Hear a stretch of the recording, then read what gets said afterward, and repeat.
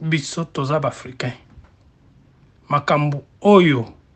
ya kozala PD lesbienne quoi que ce soit eza ya biso te bakoko na biso makambo exista jamais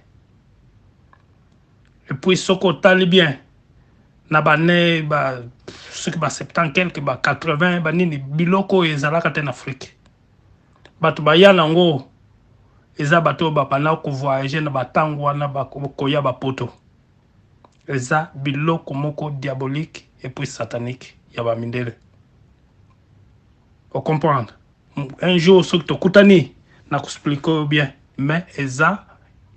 une malédiction oyo nzambe kutalimisaka te bomano mutu yiba na yo sala no soki ekobo bako limbiso mais wana nzamba ko limbiso te